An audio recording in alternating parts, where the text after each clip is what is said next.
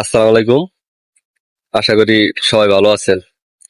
যে উদ্দেশ্যে নিয়ে ভিডিওটা আমার আসলে করা হচ্ছে সেটা হলো আপনার 100% মধ্যে 90% মানুষ এই প্রবাসে আসে। আর দালাল দালাল তো ভাই দালালের কথা কি আর কি কমু।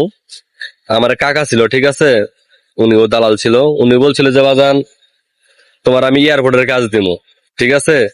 ইনশাল্লাহ আমি ভাই এয়ারপোর্টের কাজেও আইসা পড়ছি, কিন্তু উনি বলছিল যে তুমি টার্মিনালে পড়বা, এয়ারপোর্ট টার্মিনাল, ঠিক আছে।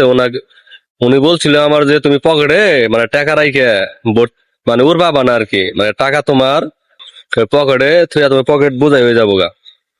আমি এয়ারপোর্টে পড়ছি ভাই, ঠিক আছে, কিন্তু সেটা পড়ছি আমি আসলে লোড আনলোডে পড়ছি, হলো কার্গো, ঠিক আছে ভাই। মানে গাড়ি মানে সবসময় লুট করতে হয়, 12 ঘন্টা ডিউটি ভাই। আমার আসলে কিছু কিছু মানুষ আছে যে দালালের কথা হই না ভাই, দালালের চক্রতে হইয়া মানে নিজের জীবনটা নষ্ট করেন না ভাই। কারণ দালাল একটা মাদার চুত, বুঝছেন।